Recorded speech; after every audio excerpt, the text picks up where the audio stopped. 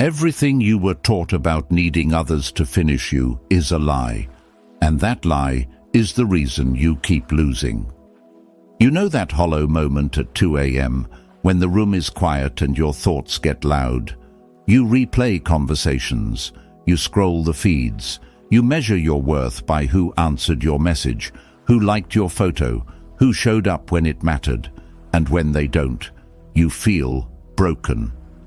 You tell yourself, if only I had someone else to blame, if only someone else had been stronger, kinder, smarter, then I wouldn't be here, unraveling. You started a project alone. You took a risk alone. You loved someone alone.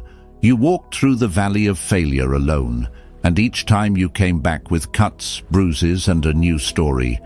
I was betrayed. I was abandoned. I didn't have the right support. Those are true facts. People left. But the truth that matters, the truth that changes everything, is what you do with that fact. Do you let it define you, or do you use it to sharpen yourself? The problem is not that you were alone. The problem is you let being alone become your identity. You confuse solitude with weakness and solitude with lack. You measure victory by how many people were with you, not by whether you stood when everyone left. Stoicism offers one simple, brutal reorientation: make self-sufficiency the skill, not the escape. The Stoics called it autokeia, inner sufficiency. It doesn't mean you never build alliances, never love, never accept help. It means your center of gravity is inside you. Your peace, purpose, discipline, they do not depend on applause, presence, or validation from others. When you lose alone, the world sees the loss. When you win alone, the world sees the result. But in between, in the quiet of your practice, in the daily small actions, you build an internal fortress. That fortress is what prevents the next loss from breaking you. The Stoic shift is simple.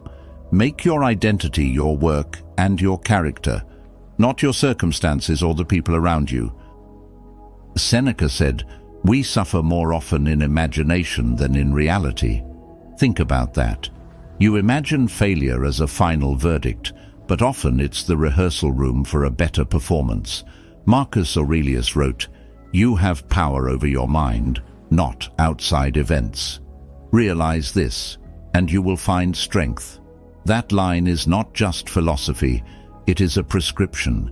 Epictetus taught that we are disturbed not by things, but by the views we take of them. Zeno reminded us that virtue is the only good. Musonius Rufus urged action. A man who has been resolute to live rightly will be strong in adversity. Hear them not as distant citations, but as tools.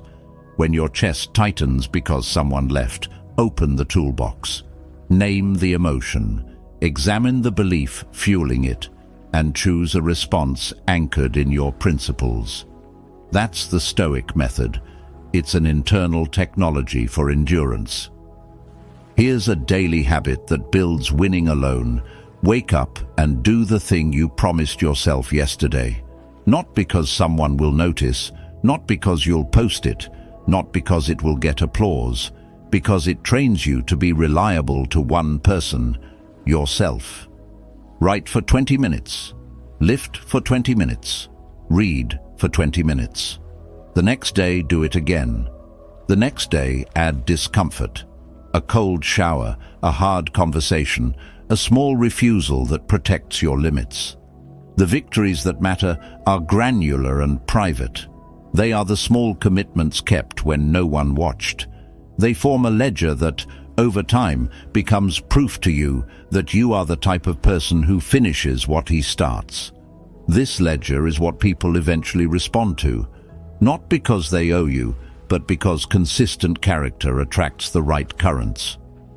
You lost alone, yes, but loss is not a moral verdict. It is data. Data about what worked, what failed, and what you can control. The Stoics were hard on this. Distinguish between what is within your control and what is not. The only thing in your absolute control is your judgment and your action. So when you tally the damage, do it like a surgeon, with clarity, without theatrics, and with a plan. Ask yourself, what part of this loss was my responsibility? What part was outside my control? What small piece can I change now? The answer is almost always something you can do. Change a routine, speak differently, set a boundary, stop waiting for someone to rescue your momentum, start rescuing it yourself. Winning alone is not about ego or proving people wrong. That's empty. Winning alone is about being faithful to a standard you set that is higher than convenience. It's about refusing to transfer your dignity to someone else's hands. When you anchor your discipline in meaning, not in recognition, your victories are permanent. They become parts of your soul. Imagine a young man who built a small workshop in the corner of his apartment. He taught himself the craft by watching old videos. For years, friends joked that he was wasting time. He failed a dozen orders. He cried alone in the dark, but he kept the light on. A year later, no one remembered the nights. They only saw the furniture he made. They asked, "How did you do it?" He could have said 100 reasons he almost quit. Instead, he told them one: "I showed up." Or think of the woman who loved with a kind of reckless optimism. She offered her whole heart and was left with the shards. She could have let bitterness become her identity. Instead, she learned to sit with the pain, to rehearse boundaries, and to create an inner life that did not need constant reciprocation to feel abundant. When someone worthy came into her life later, she wasn't looking to be completed. She was looking to be shared with. These aren't stories of being antisocial. They're stories of people who refuse to let others be the architects of their fate. Here's how to practice the Stoic switch when you feel abandoned. Step 1. Name the raw feeling. Call it grief, anger, loneliness. Don't dramatize it. Label it. Naming shrinks the storm. Step 2. Question the narrative. You think, "I'm unlovable," or "I will never succeed." Ask, is this objectively true? What evidence supports it? What evidence contradicts it? You will find that most catastrophic beliefs are hasty generalizations. Step 3. Choose one corrective action, not 8. 1. Call one person who knows your work and can give honest feedback. Ship the one thing you've been delaying. Wake up and do one act that honors your future self. Step 4. Repeat the small practice until it becomes a habit. The Stoics call this training of the soul. You might ask, what's wrong with needing people? Nothing, until your peace depends on them. The moment you need someone to fix you, you've given them control over your emotions. They don't even have to hurt you to break you. They just have to leave. That's why Stoicism teaches self-reliance first. So when you love or trust someone, you do it by choice, not out of fear of being alone. Stoicism doesn't ask you to burn bridges. It asks you to stop building houses on borrowed land. Build your foundation. Invite people into what you have, not into what you need them to be. Here is the paradox. The more self-sufficient you are, the richer your connections become. When you no longer use others for your own validation, your relationships are free to be real. People who are whole are magnetic, not needy. They love because love is a surplus, not because it fills a deficit.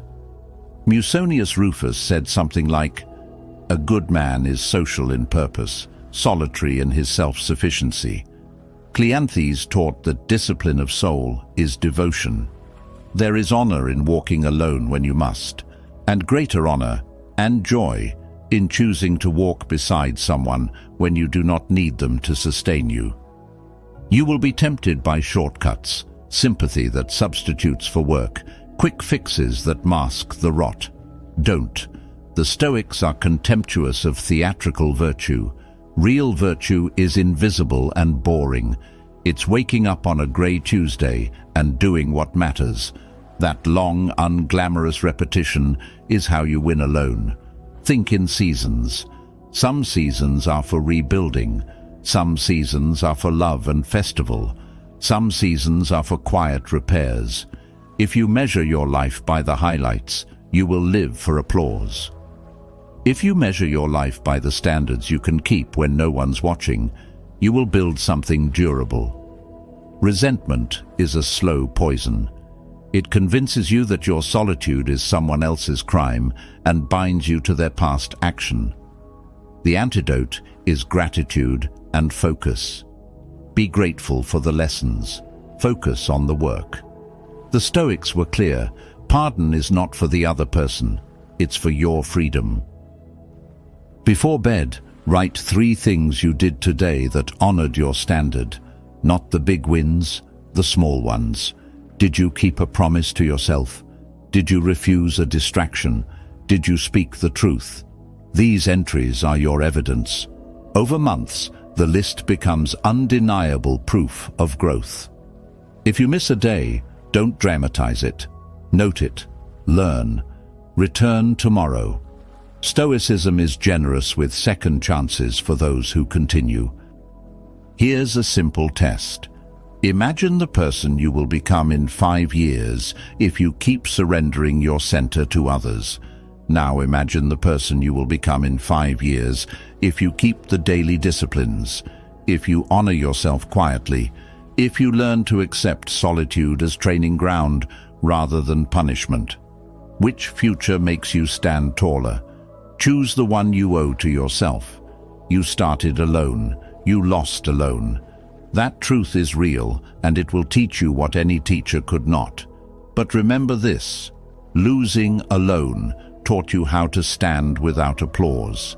Standing without applause prepares you to win without needing anyone to make it real.